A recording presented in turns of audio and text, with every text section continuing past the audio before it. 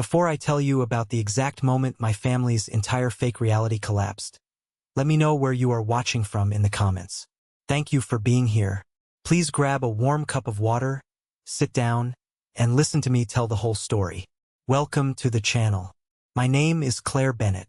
I am 34 years old, and I restore rare and antique books for a living. I run a custom archival and letterpress studio out of a narrow, drafty old townhouse in Providence, Rhode Island. It is quiet, incredibly solitary, and meticulous work.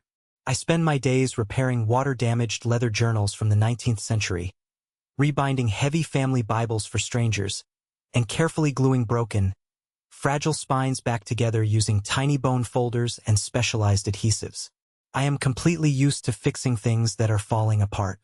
I spend hours looking at the damage someone else caused and figuring out how to make the foundation strong again. Maybe that is exactly why my family assumed I would always be there to fix them, too. They looked at me and saw someone whose entire purpose was to repair their messes without ever asking for credit. To understand exactly what happened last Christmas, you need to deeply understand the people who were sitting at my dining room table. My father, Walter Bennett, was a retired local contractor. He was a large, imposing man who believed that every single favor he ever did for you was a binding, lifetime investment in your complete obedience. If he spent an hour fixing a leaky pipe under your sink, you owed him your total submission and respect for the next decade. He loved to stand in the middle of a room, cross his thick arms, and say things like, "Family is about showing up." But what he really meant, what he always meant was, "Family is about people showing up for me." My mother, Diane, was a completely different kind of exhausting. She collected sympathy the exact same way some people collect vintage ornaments. Everything in her life was always a massive tragedy, and she was always the long-suffering victim who just needed a little more grace and a lot more attention from everyone around her. She was a master of the quiet sigh, the tearful phone call, the subtle implication that her life was harder than anyone else's. And then there was my younger sister, Megan. Megan had perfected the absolute art of standing just close enough to a disaster to enjoy watching it burn, without ever getting blamed for actually striking the match. She was the golden child who could do no wrong, mostly because she never took responsibility for anything long enough to be held accountable. The story my parents told the rest of the world, especially the people at my mother's large community church, was very simple and incredibly effective. It went exactly like this. Poor Claire, always overwhelmed, always needing help with the children, always one step away from a complete mental and financial breakdown. That specific version of me was incredibly useful to them. It made Walter look like a heroic, protective patriarch who was generously keeping his struggling daughter afloat, and it made Diane look like a selfless saint of a grandmother. But the reality behind closed doors, the reality that I lived every single day, was entirely different. 3 years ago, I went through a terrible, deeply traumatic divorce. It was not a quiet, mutual separation. My ex-husband fought me on absolutely everything just to punish me for leaving. The custody battle for our 2 young children, Noah and Elsie, was brutal and completely draining. Every single meeting with my lawyer felt like walking through an emotional and financial minefield. My lawyer sat me down in his sterile office, looked at my paperwork, and warned me it would be a long, very expensive road. He told me I needed to prepare for a marathon, not a sprint. So, I put my head down and worked harder than I ever had in my entire life. I built my life back together, brick by brick, page by page. I implemented a strict budget.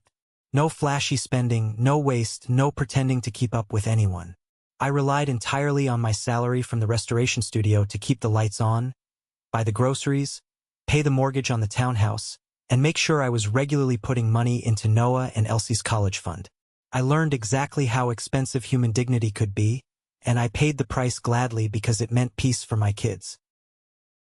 What the neighbors, the extended family, and the church friends absolutely did not see was how much of my hard-earned money I had quietly pushed into my parents' and sisters' bank accounts over the last 2 years.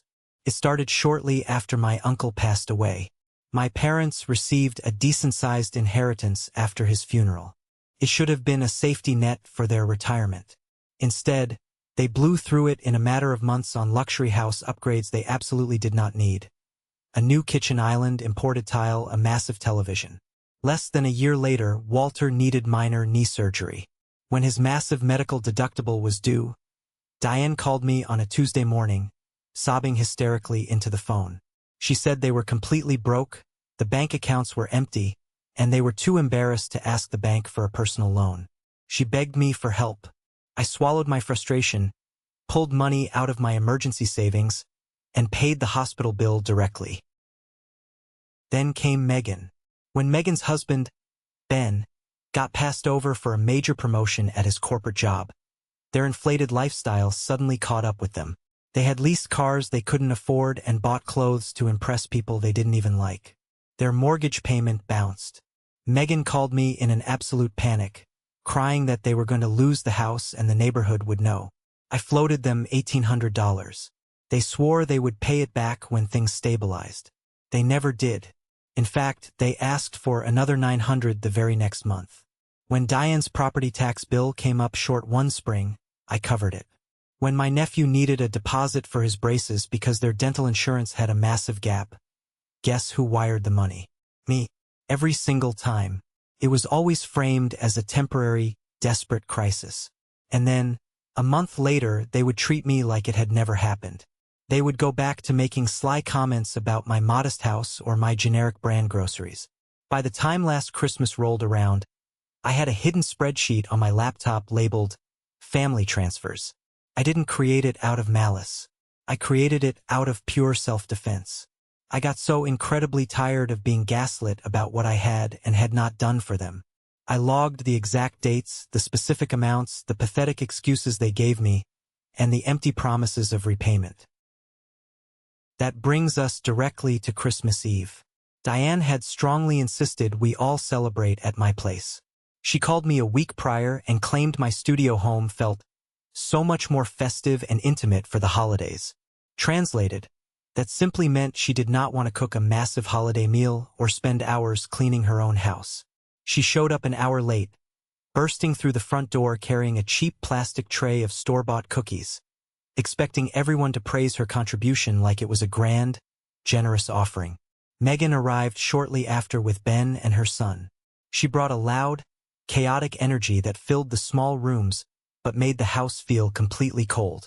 She walked into my front sitting room, took off her expensive coat, glanced at the handmade paper garlands Noah and Elsie had proudly taped along the bookcases, and smirked. "This is cute," she said, her tone dripping with condescension. "Crowded, but cute." I ignored her completely. My children were so excited. Noah was 8, and Elsie was 6. They were wearing matching red holiday sweaters, and they were still young enough to genuinely believe that family gatherings were supposed to feel safe, warm, and happy. Walter came in last. He stomped the snow off his heavy boots, took one heavy look at the noise, the discarded wrapping paper on the rug, the kids moving quickly between the adults, and his jaw set hard. I knew that specific look. I had known it since I was a little girl sitting in the backseat of his car. His expression always darkened rapidly when the joy in a room did not center entirely around him. At one point before dinner, little Elsie tugged on his sleeve. She was holding up a tiny, glittering star she had carefully glued onto a handmade place card specifically for him. She was beaming with absolute pride. He barely even glanced down at her. "Maybe later," he grunted, aggressively brushing his arm away from her small hands. She walked back to me, her bright smile faltering, and a sharp, hot wave of anger rolled over my nerves. I pulled her close and told her it was beautiful. At dinner, I was physically and emotionally exhausting myself trying to hold the room together. I passed the heavy bowls of mashed potatoes, poured hot apple cider into the glasses, checked on the roast in the oven, and forced a massive, fake smile for the sake of the kids. The tension was thick enough to cut with a knife. Then, Noah accidentally bumped his water glass with his elbow. It clattered loudly against his ceramic dinner plate. It did not break. Nothing spilled. It was just a sudden, sharp noise in a quiet room. Walter sighed theatrically, rolling his eyes dramatically at the ceiling. Diane gave me an exhausted, deeply disappointed look from across the table, acting as if I was personally responsible for the basic laws of physics and my son's lack of absolute perfection. Then Walter slowly stood up. He picked up his metal fork and tapped it sharply against his glass. The entire room went dead quiet. Megan actually hushed her son and looked up, her eyes wide with eager anticipation. She knew something was coming. Walter cleared his throat, puffed out his chest to make himself look as large as possible, and looked directly down the length of the table at me. "I have a Christmas announcement," he projected, using his loud contractor voice. "Since Claire seems to think this family is some kind of free service, your mother and I are done babysitting. We are done doing home repairs. We are done bailing her out every single time she cannot manage her own house or her own life." My stomach dropped straight into my shoes. Not because his cruel words hurt me, but because I saw exactly what he was actively doing. He had intentionally waited until both my son and daughter were sitting quietly at the table, watching and listening. He wanted them to hear that their mother was a pathetic, helpless burden.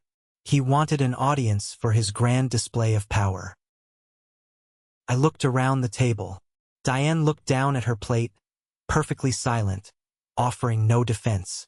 Megan pressed her lips together tightly, actively fighting a massive smirk. Ben stared awkwardly at his napkin, refusing to make eye contact with anyone. Noah went completely still, his eyes darting between me and his grandfather. I slowly set my fork down. I looked Walter dead in the eye and said one word: "Seriously?" Walter nodded, crossing his thick arms over his chest. "Seriously, you have been leaning on this family for way too long. You drain us. Maybe now you will finally learn how the real world works." I felt the very last string of my patience snap. The fear and the obligation I had carried for years simply vanished. I stood up, planting my hands firmly on the wooden table, leaning forward. "You watched me cover Mom's property taxes," I said, my voice dangerously calm but loud enough for everyone to hear. "You watched me help Megan keep her mortgage current so she wouldn't lose her house. You called me crying for your medical deductible, Walter. Do not stand in my own house, eat the food I paid for, and act like replacing a garbage disposal 3 Thanksgivings ago makes you my patron saint." The energy in the room completely shattered. Megan's head snapped up in shock. Diane gasped loudly, clutching her chest. "Claire, do not do this right now." Walter's face flushed a deep, furious red. The veins in his neck bulged. "Now you are keeping score?" he snapped, his voice booming and shaking the glasses on the table. "That tells me absolutely everything I need to know about your character." Before he could say another aggressive word, Elsie's small, shaking voice cut through the heavy, toxic air. "Mommy? Did Grandpa mean he does not want to come over anymore?" I looked down at my daughter's frightened, confused face. That was the absolute breaking point. The hesitation burned completely off. I was not going to let my children learn the terrible lesson I had been forced to learn. Swallowing public humiliation just to keep toxic family members close. I walked directly over to the front door, pulled my kids' heavy winter coats off the hooks, and looked back at the people sitting at my table. "Clearly, we are done here. We are leaving. If humiliating me in front of my own children was your grand idea of setting a boundary, do not worry. I will handle the rest." Walter barked something aggressive behind me about disrespect and knowing my place. Megan yelled that I was overreacting and ruining the holiday for everyone. But I did not turn around. I opened the door and walked out into the freezing night. I buckled the kids into the back seat of my car, my hands shaking so violently against the steering wheel I could barely put the key in the ignition. We drove away through the dark, quiet streets, leaving my family sitting in my house. Noah whispered from the back seat, his voice trembling. "Are we in trouble, Mom?" I looked at him in the rearview mirror, took a deep breath, and softened my voice. "No, buddy, not us. We are just done pretending." Getting the kids to bed that night took much longer than it usually did. They were deeply unsettled, sensing the heavy, aggressive shift in the atmosphere, even if they didn't fully understand the cruel, calculated words that had been weaponized at the dinner table. When we got home, the house felt entirely different. It felt like a crime scene of a holiday. I sat on the edge of Elsie's bed, reading her an extra story about a brave little bear, tucking the heavy blankets tightly around her small shoulders, and promising her over and over that tomorrow, we would have our own special Christmas morning, just the three of us. By the time I finally closed their bedroom door and walked down the hallway, my entire body felt like it had been violently beaten. I walked into the kitchen. The remnants of the ruined dinner were still sitting on the counters. The roast was cold and congealing in the pan. The cider glasses were half full. I ignored absolutely all of it. I poured myself a glass of cold tap water, leaned against the sink, and finally checked my cell phone. I had 3 aggressive text messages from Megan. They read, "You are so unbelievably dramatic. How could you ruin a holiday over a simple boundary? And you need to apologize to Dad immediately." There was one single missed call from Diane. Nothing from Walter. I put the phone on silent, turned off the kitchen lights, crawled into my bed, and stared at the dark ceiling. My mind raced with anger, immense guilt, and pure exhaustion. I paced the floor of my bedroom for hours until sleep finally dragged me under. I woke up at 6:17 the next morning. My phone was vibrating so violently against the solid wooden nightstand that it nearly vibrated right off the edge and onto the floor. I rubbed my tired eyes, squinting painfully at the bright screen in the dark room. My lock screen was a solid, endless wall of urgent notifications. 36 missed calls, 11 voicemails, dozens of text messages. For a terrifying, dizzying second, my heart slammed aggressively against my ribs. The pure adrenaline spiked in my blood. I thought someone was dead. I thought Walter had suffered a massive heart attack in the middle of the night out of pure rage, or there had been a terrible car crash on their way home from my house. I swiped the screen open, my fingers fumbling and shaking in an absolute panic.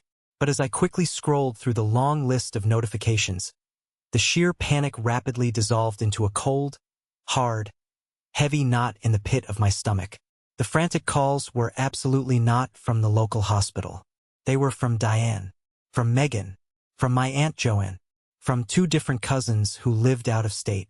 Even an old family friend, Susan from the church, who had absolutely no business having my personal cell phone number, had tried to call me twice. In my specific family dynamic, that exact pattern of frantic, wide-scale communication only meant one thing. Somebody had already turned the narrative into a massive public event. The spin machine was working overtime. I opened my text messages first, bracing myself for the impact. "Call your mother right now. She is devastated. Claire, what on earth did you say to your father? He is furious. Take down whatever you posted immediately. You are ruining the family reputation. How could you do this to them on Christmas of all days?" My jaw clenched so hard my back teeth actually ached. I hadn't posted anything on social media. I had been asleep, which meant Diane had. I quickly opened the Facebook app. Sure enough, right at the very top of my news feed was a long, dramatic post from Diane. The timestamp showed it was published at 1:12 a.m. while I was fast asleep. She had attached a carefully cropped, beautiful, warm photo of my dining room table from earlier in the evening, taken right before the screaming started. The candles were glowing softly, the plates looked perfect and inviting, and Noah and Elsie were blurred happily in the background. It looked like a magazine cover for the perfect family holiday. The caption she wrote above it made my blood run entirely cold. It read, "Some people only know how to take and take from family until the exact moment loving, healthy boundaries are finally set. This has been the absolute hardest Christmas of my entire life. My heart is completely broken. But sometimes, protecting your peace and your marriage costs you a daughter's anger. Walter and I are leaning on our faith tonight, praying for healing and understanding." Beneath her masterful, incredibly manipulative performance, the comments were already piling up by the dozens. Women from her church group, extended family members, and old neighbors were leaving praying hands emojis and long paragraphs of absolute support.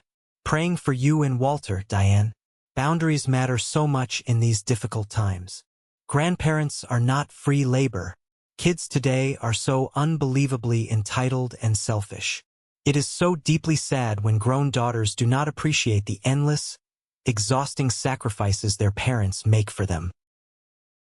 And right in the middle of it all, a highly visible comment from my sister, Megan. So incredibly proud of you and Dad for finally speaking up and protecting yourselves from the constant draining. We love you. I sat on the edge of my bed, staring at the glowing screen for a full 60 seconds. I could not move. I felt my chest tightening, my breathing growing fast and shallow. The sheer audacity of it was paralyzing. My own mother had sat at my dining table, eaten the expensive roast I paid for, watched my father verbally and emotionally abuse me in front of my own young children, and then went home, got into her comfortable bed, and typed out a massive, calculated lie to hundreds of people just to make herself look like a tragically misunderstood martyr. She had intentionally turned me into a lazy, entitled parasite for the entire community to judge, just to protect Walter's fragile ego. She wanted witnesses. She wanted an audience to validate her twisted delusion and comfort her. I slowly stood up. The hardwood floor was freezing against my bare feet, but I didn't care. The sadness, the heavy guilt, the desperate, lifelong need to be a good daughter that I had carried around for 34 years completely evaporated in that exact moment. It was instantly replaced by a sharp, clinical, unshakable coldness. The Claire who absorbed the abuse was gone. Diane wanted a public audience? Fine. I knew exactly how to give her one. I didn't call her. I didn't reply to any of the frantic, accusatory text messages from my cousins. I walked out of my bedroom, went straight down the hall into my restoration studio, pushed past the heavy iron book presses drying my latest project, and opened my laptop. I pulled up my online banking portal. The screen glowed brightly in the dim room. I navigated to the secure folder on my desktop labeled Family Transfers. I sat there in my thick winter robe, my morning coffee completely forgotten and going ice cold beside me, and started pulling the screenshots. I did not need to exaggerate. I did not need to yell or use emotional language. I just needed the raw, undeniable, irrefutable math. Math does not lie. I looked at the numbers glowing brightly on the screen, verifying every single detail. Diane's property taxes from April, $2,143. Paid directly from my checking account to the city clerk. Megan's mortgage shortfall when Ben missed his promotion at the firm, $1,800. And then another $900 transferred the very next month. Walter's medical deductible for his knee surgery, $3,275. Paid directly to the hospital billing department. The deposit for my nephew's braces. A massive emergency furnace repair bill for my parents' house. 2 separate utility shut-off reversals for Diane's house when she forgot to pay the electric bill.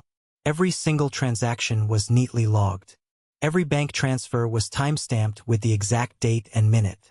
And right next to them in the folder were the screenshots of the exact text messages that accompanied the requests. Diane begging and pleading. Megan promising to pay me back from her very next paycheck. Walter aggressively demanding I keep the money a secret from his golfing buddies so he wouldn't look weak. I didn't need to post all of it. I only needed enough to permanently puncture the massive, bloated lie Diane had confidently floated into the public square. I went back to the open Facebook tab, clicked on Diane's ridiculous post, and typed a single comment. I didn't use all caps. I didn't use exclamation points. I didn't call her names. The pure power was in the absolute calmness and the surgical specificity of the truth. I wrote, "Loving boundaries. That is a very interesting phrase, Mom. Since we are having this deeply personal conversation in public for everyone to see, let's make sure the details are perfectly accurate. In the last 2 years alone, I have personally paid your property taxes $2,143, Dad's medical deductible, $3,275, Megan's mortgage shortfall, $2,700 total, Ben's braces deposit, and 2 of your overdue utility bills to keep your lights on. Dad watched all of that happen before standing up in my house last night and telling my children that I live off of him because he babysat twice a month. If you truly want peace and healing, maybe you should start with basic honesty. I hit enter. I didn't attach the screenshots yet. I knew I didn't have to show my entire hand immediately. Diane knew I could back up every single word. I sat back in my desk chair, crossed my arms, and watched the screen. For 3 agonizingly long minutes, absolutely nothing happened. The post sat there perfectly still. Then, the comment count suddenly jumped from 42 to 45. My cell phone rang loudly on the desk. The caller ID flashed Diane's name. I stared at it and hit decline. 2 seconds later, Megan called. I hit decline. Then, for the absolute first time since he stormed out of my house the night before, Walter called. I hit decline. I refreshed the Facebook page. My Aunt Joanne, my mother's older sister and the absolute only person in the entire extended family whose opinion Diane actually feared and respected, had replied directly to my comment. Wait, Claire, what are you talking about? Diane told us you were drowning in legal debt from the divorce. Megan immediately jumped into the thread, typing frantically, desperately trying to do damage control in real time. Aunt Joanne, Claire is completely twisting the context of private family help. She is just angry and acting out maliciously about last night's argument. That was the exact trigger I was waiting for. Megan had opened the door. I replied to Megan's comment with one single screenshot. It was a text from Diane from April that read, Claire, please, I am begging you, can you cover the tax bill before Friday? We are desperate. Do not tell your father I asked you. Then I dropped a second screenshot right below it. A text from Walter. Insurance wants the deductible upfront before they operate. Wire the money today. Don't mention this to your mother yet. I will handle her. The mood underneath the post shifted with the brutal, violent speed of a car crash. It was instantaneous. The church friends who had just spent hours comforting Diane suddenly went dead silent. Nobody liked a hypocrite, especially in their tight-knit social circles. Then, one by one, the sharper, much more accusatory questions started rolling in from the family.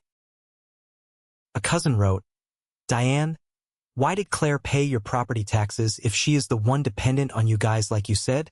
A family friend commented, Megan, didn't the church do a huge fundraiser for your hard season last year? Claire was paying your mortgage on top of that. And then came the absolute kill shot. Aunt Joanne left a standalone comment at the very bottom of the thread. Diane, if you made a liar out of all of us today just to protect Walter's pride, you need to say it right now. Tell the truth. I watched that comment appear on the screen, and a profound, heavy weight physically lifted off my chest. I felt a deep, radiating calm I had not experienced in years. It wasn't joy. It wasn't exactly happiness. It was just the incredible feeling of standing up straight after putting down a massive boulder I had been carrying on my back for a decade. 7 minutes later, the screen went completely blank. An error message popped up.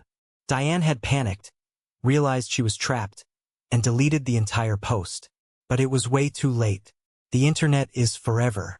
The screenshots were already moving rapidly through the family group chats.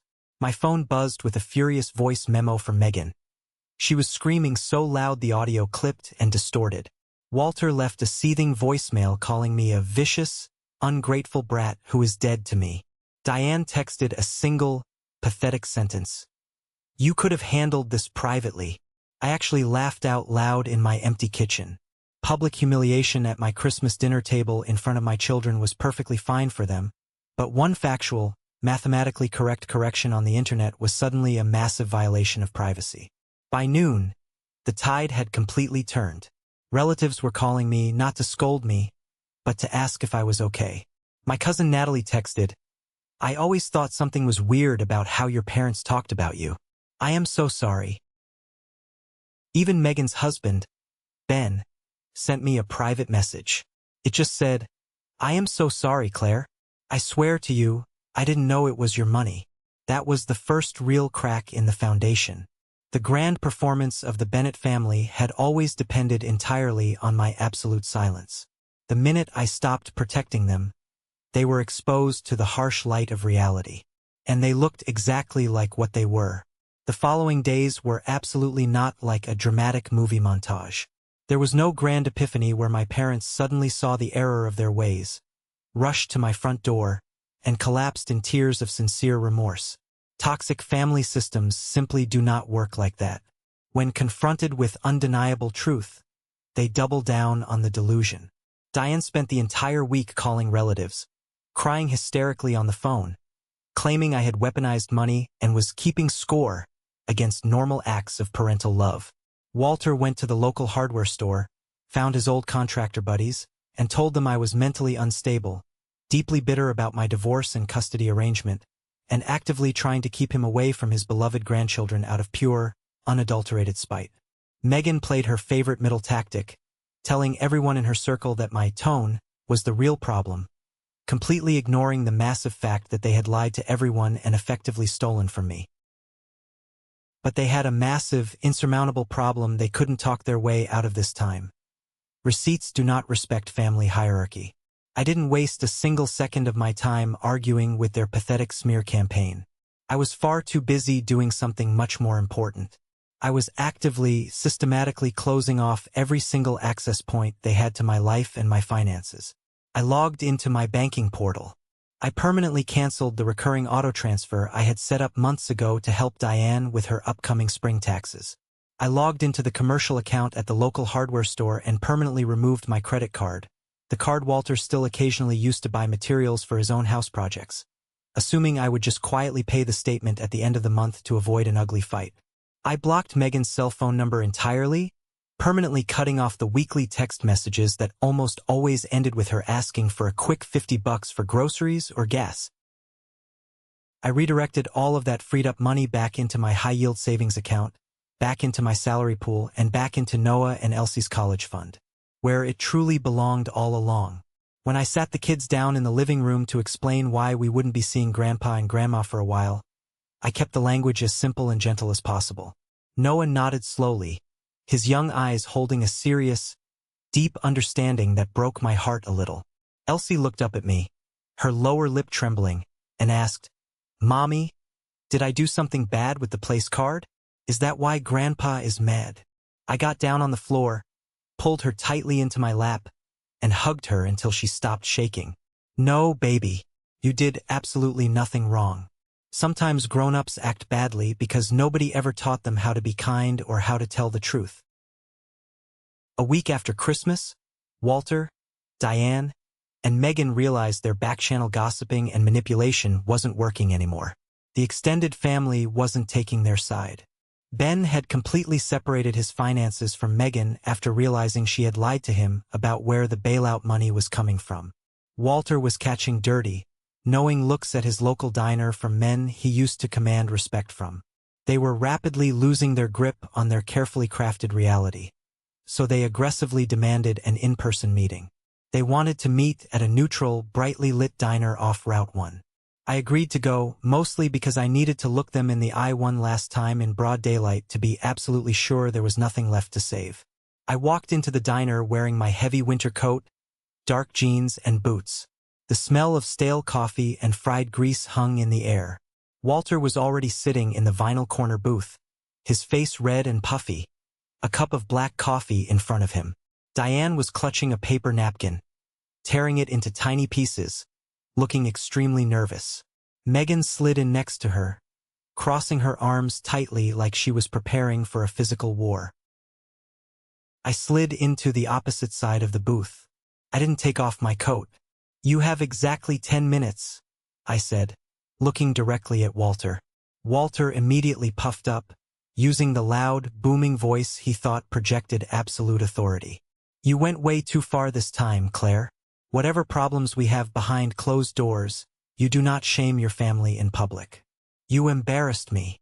I stared at him, my face completely blank. "You stood up at my Christmas table and called me a financial burden in front of my own children." He waved a large hand dismissively. "I was setting boundaries. You need to learn independence. You rely on us too much." "No," I replied, my voice dangerously quiet but completely steady. "You were performing. You wanted to feel big, so you tried to make me small. You wanted an audience. Megan leaned forward, her eyes narrowing. Everyone is exhausted by your resentment ledger, Claire.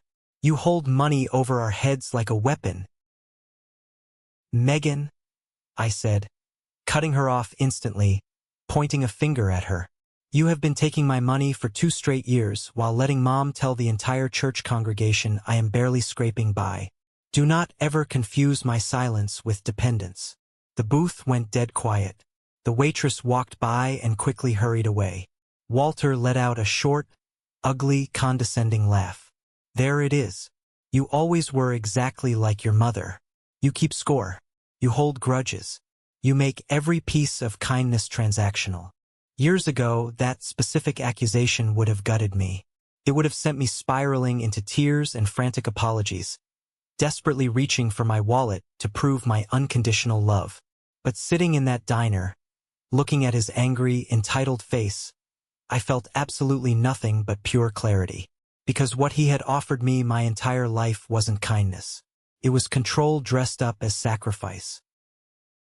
I stood up from the booth. Walter actually looked startled, his eyes widening slightly, as if he genuinely believed his booming voice was a physical restraint that could keep me seated. I pulled a crisp $20 bill out of my pocket, dropped it flat on the table to cover their coffees, and looked down at my father. You do not get to see Noah and Elsie anymore, I said clearly, enunciating every single word. Not until they are old enough to understand exactly what emotional cruelty looks like. You do not get to drop by my house. You do not get to call my phone. And since you care so much about what family means, Walter, here is your final lesson. Family is not an audience for your ego. Diane gasped loudly, her face going completely pale.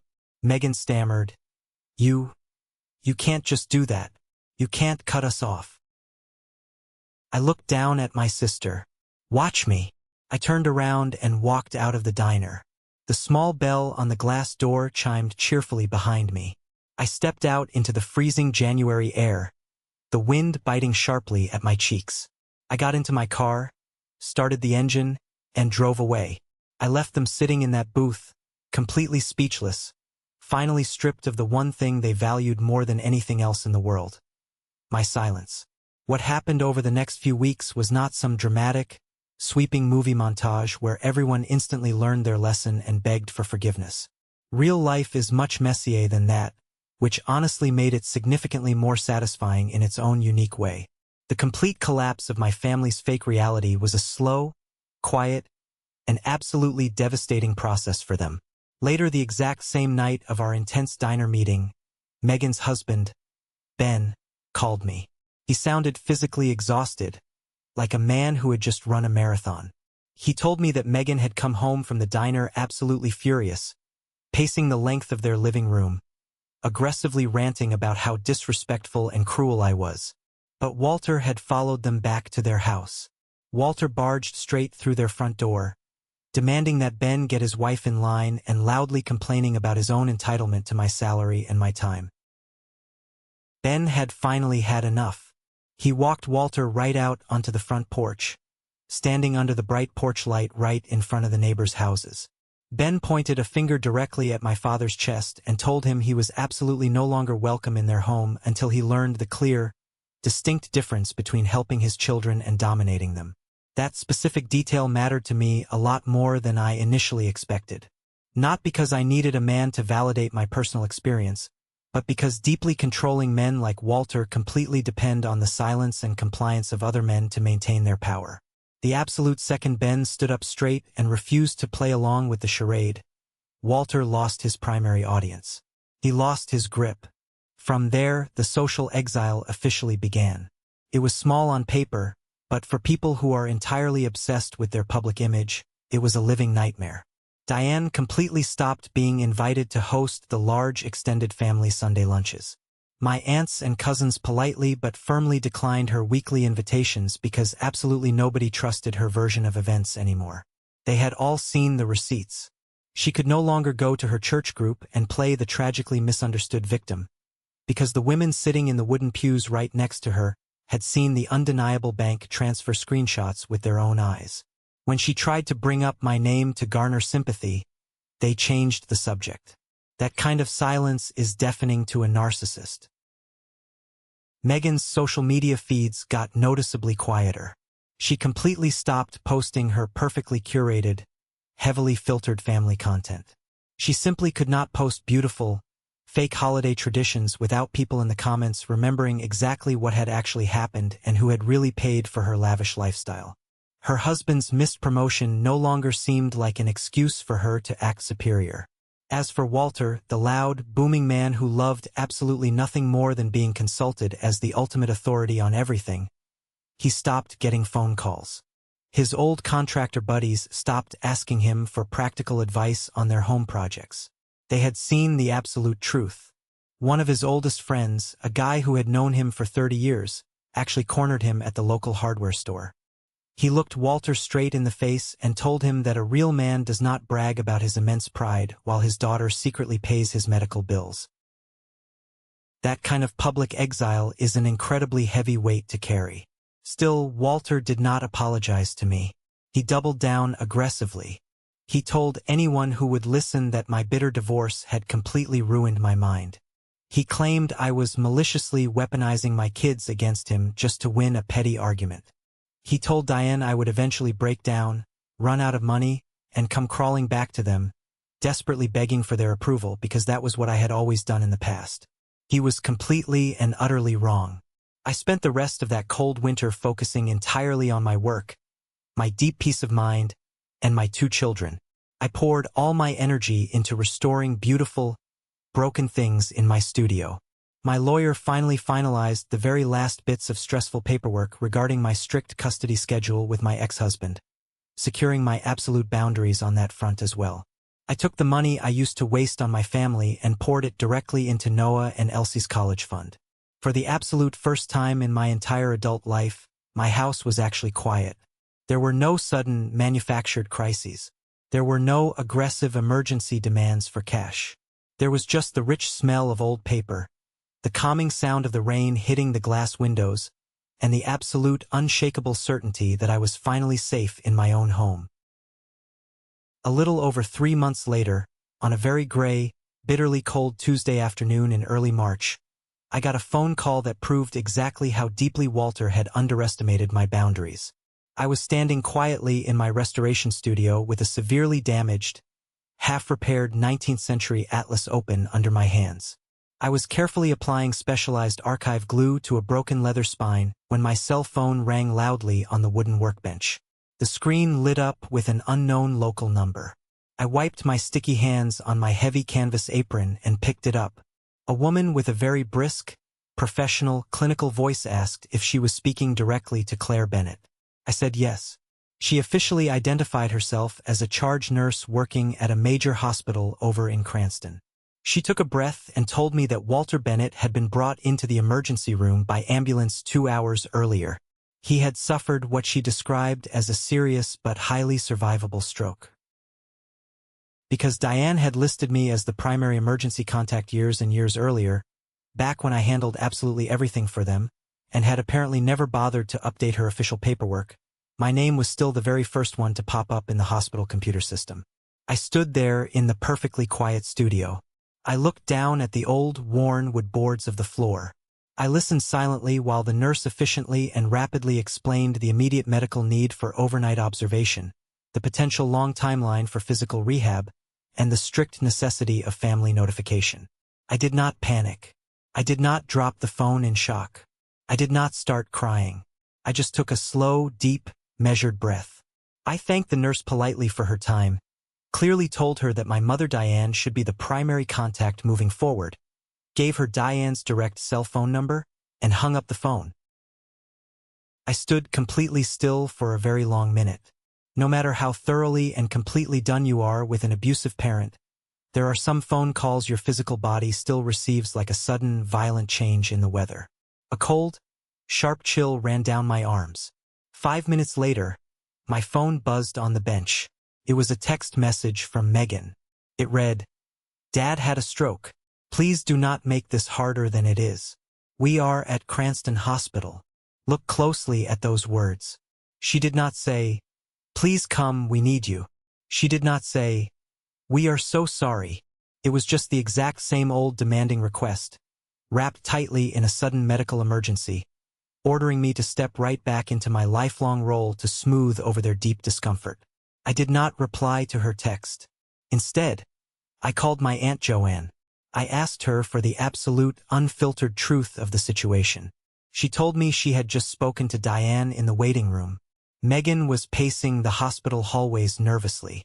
Walter was awake and conscious. His speech was heavily slurred from the stroke, and he had actively asked for me twice. Then Joanne paused on the phone, her voice softening with sadness. "Asked is probably way too generous a word, Claire. He demanded you. He got incredibly angry when the nurse told him you weren't there yet. He is terrified, yes, but he is still Walter. He hasn't changed." I thanked Joanne sincerely and ended the call. I sat down heavily on the floor of my workroom. I looked closely at the grain in the wood while Noah and Elsie colored happily at their small craft table in the corner of the room. They were completely safe. They were completely unaware of the massive, toxic undertow trying one more time to violently drag their mother back out to sea. This is the exact part of the story where Hollywood movies usually force a clean, tidy, heartwarming moral lesson on the audience. The estranged, angry daughter hears her abusive father is suddenly weak and lying in a stark hospital bed. The daughter suddenly remembers he is only human and that life is incredibly short. The daughter rushes into the hospital waiting room, tears streaming down her face. The father sees the profound error of his ways. They hug tightly, and all the terrible years of severe financial and emotional abuse are instantly forgiven and erased by the glowing monitors of the ICU. I need you to listen to me and know that real life did not do that for me. What I felt sitting on that studio floor was absolutely not a petty desire for revenge. It was the crushing, suffocating weight of every single time I had completely abandoned my own dignity just so Walter and Diane could keep their fragile, bloated egos perfectly intact. I vividly thought about Walter standing aggressively at my Christmas table, loudly announcing I was a worthless burden. I thought about Elsie's tiny, shaking voice asking if Grandpa didn't want to come anymore. I thought about the sheer, unadulterated audacity of that diner meeting. People love to romanticize sickness. Society acts as if physical frailty automatically creates deep, sincere moral remorse. Let me tell you a hard truth. It doesn't. Sometimes, severe sickness only removes the physical energy for the grand performance, leaving the exact same entitled, toxic person aggressively demanding access to your life without offering a single ounce of accountability. 2 full days later, after carefully arranging and paying for a trusted babysitter to watch Noah and Elsie, I drove my car to the Cranston Hospital. I did not go because I had suddenly changed my mind. I did not go out of guilt. I went because I wanted to be absolutely 100% certain that my final decision was made in the clear, sharp light of day. I did not want to look back in 10 or 20 years and wonder if I had acted purely out of temporary anger. I needed to look the situation directly in the eye and see it for exactly what it was. Walter had been officially moved from the chaotic emergency room up to the quieter ICU step-down unit. The long, bright hallways smelled sharply of strong antiseptic and stale coffee. When I slowly turned the corner into the designated waiting area, Diane saw me immediately. She stood up from the vinyl chair so quickly I thought she might actually faint right there on the linoleum floor.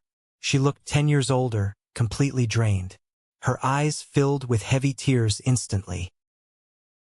"Claire," she breathed, reaching her arms out as if the sound of my name alone should instantly erase the past 4 months of absolute hell she put me through. I kept my physical distance. I did not step toward her. I looked at her directly and asked one single, clear question. "Did he apologize?" Diane slowly lowered her hand. She looked completely stricken, her eyes darting nervously away from mine. That was all the answer I needed. "He wants to see the kids, Claire," she whispered desperately, completely ignoring my very direct question. "He is asking for Noah and Elsie." "No," I said firmly, my voice leaving absolutely zero room for negotiation. She started crying deeply then, using the heavy, theatrical, loud sobs she usually strictly reserved for manipulating her church friends. Life is so incredibly short, Claire. Families regret things when it is too late. Walter is scared. He is so scared. He didn't mean so much of what he said at Christmas. You have to be the bigger person here. You have to forgive. I listened quietly to her desperate excuses. I looked hard at the woman who had happily and maliciously tried to destroy my personal reputation on the internet just to protect a man who bullied her daily. I felt a profound, heavy wave of pity wash over me. She had spent her entire adult life meticulously building her marriage around making Walter's unpredictable emotional, whether everybody else's direct problem. And now, even a massive medical catastrophe couldn't buy back what his vicious, stubborn pride had permanently cost him. "Mom," I said, keeping my voice incredibly steady and calm. Fear of physical consequences is not the same thing as feeling genuine regret for causing harm. Diane covered her mouth with both hands, stifling a loud sob. I walked right past her, down the short, brightly lit hallway, and stopped directly outside Walter's private hospital room. A large, thick glass window looked directly into the clinical space. I stood still at the glass and looked closely at him. He was awake. He looked very gray-faced, noticeably smaller and deflated in the stark white hospital bed. One side of his mouth was slightly altered and drooping from the stroke. The heavy medical machinery surrounding him, beeping rhythmically, made the entire scene feel both deeply tragic and oddly, completely impersonal. His eyes slowly moved toward the door. They found me standing quietly behind the thick glass. Even then, even incredibly weak, attached to 4 tubes, wearing a hospital gown, and completely stripped of his booming, intimidating contractor voice, I saw it. I saw the immediate flash of deep, familiar anger before I saw any trace of shame or regret. He was absolutely furious that I was standing safely on the other side of the glass, completely out of his immediate control. He lifted one heavy, shaking hand slightly off the thin hospital blanket, aggressively beckoning me to come inside the room. It was absolutely not a request. It was a firm command. I did not move a single inch. I stood there, meeting his angry gaze right through the thick glass, long enough for him to see me perfectly clearly. Long enough for him to fully understand that my physical distance was a deliberate, permanent choice, not a temporary accident. I was not a scared, obedient little girl anymore. I was a strong mother aggressively protecting her peace. And then, I calmly turned around. Diane said my name one more time from down the hall, sharp with complete disbelief. Megan stepped out of the waiting room, staring at me with her mouth open like I had just broken some sacred, unbreakable rule of the universe. Maybe I had. Maybe the unspoken, sacred rule in the Bennett family had always been that Claire absorbs the heavy hits. Claire explains away the abuse. Claire quietly opens her wallet to fix the mistakes. Claire always returns when summoned. Not anymore. I walked swiftly out of the hospital, pushed aggressively through the heavy sliding glass doors into the crisp, cold air, got into my car, and finally cried. I gripped the leather steering wheel and cried so hard my chest physically ached. I had to sit there and wait 10 full minutes before my vision cleared enough to safely drive. I was absolutely not crying because I thought I had made the wrong decision. I was crying because I finally realized that sometimes the absolute right decision is still filled with a massive, crushing amount of grief. I was mourning the loving, supportive father I truly deserved, the one I was absolutely never going to get. In the many months following that pivotal hospital visit, my life finally settled into a beautiful, permanent, and healthy new shape. Walter was eventually moved from the hospital into a physical rehab center, and then permanently into a much smaller assisted living arrangement. Diane simply could not physically or emotionally manage his demanding care alone, and because they had systematically alienated absolutely everyone in their lives, no one volunteered to step into their toxic orbit to provide free labor. Megan kept very cautious, distant contact with them, mostly because Ben had laid down the law and made it crystal clear there would be absolutely no more hidden financial debts, no more secret loans, and absolutely no more rewriting family history in his house. Aunt Joanne stayed very close to me. She came over for warm coffee on Sunday mornings and never once pushed me to reconcile with them. Noah and Elsie completely stopped asking about Grandpa Walter. Kids are incredibly resilient, and they adjust surprisingly quickly when the adults in their lives actively stop making emotional instability the daily climate of the house. As for me, I just kept working hard. I kept quietly rebuilding my savings account. I kept restoring beautiful, broken books in my quiet studio, which felt deeply and poetically fitting. I learned a lot from my specific trade. Some things can be beautifully repaired, but only if the binding is honest and the damage is properly named and meticulously cleaned. And some things are so deeply rotted and destroyed, they can only be carefully preserved behind glass as stark evidence of what they survived. Last Christmas, exactly 1 full year after the terrible dinner that cracked my entire world open, my house was full of genuine joy. Noah happily helped me string warm, yellow lights completely across the studio doorway. Elsie sat happily at the kitchen table, aggressively stamping little gold stars onto handmade paper gift tags. We baked fresh cookies that absolutely did not come from a cheap plastic tray. There was no thick tension in the air.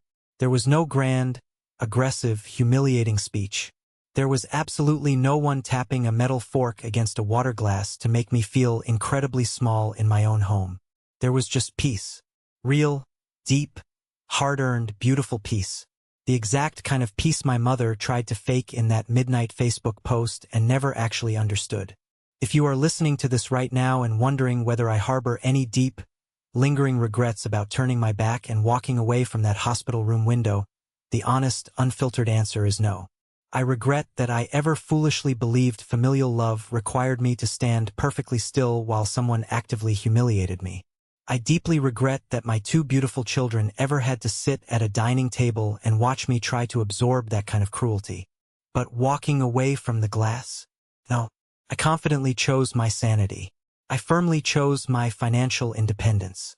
Most importantly, I chose my children. I chose to be the exact version of myself they truly deserve to learn from. So, I will leave you with the ultimate heavy question Walter forced me to answer for myself, standing there in the cold, sterile hospital hallway. If the person who hurt you the most in this entire world was finally physically weak enough to truly need you, but still not emotionally honest enough to own the profound damage they caused, what would you do? Would you walk in, or would you walk away? Thank you for sticking around and listening to my story. I know it was a heavy one, but getting it out there feels like dropping a massive weight off my shoulders. I hope this resonated with you in some way. Have you ever found yourself in a similar situation? If you are hearing this right now, it means you made it to the very end of the video. You are part of what I call the 1% Club. I have a special favor to ask. Drop the letter W in the comments. Just a single W. It stands for winner. It is our secret signal so I can easily recognize the amazing people who stuck with me through the whole journey and chose to be winners in their own lives by setting healthy boundaries. If my story helped you feel a little less alone today, please hit that like button and follow the channel. It tells the algorithm to share this with other people who might really need to hear it right now. Stay strong, and I will see you in the next one.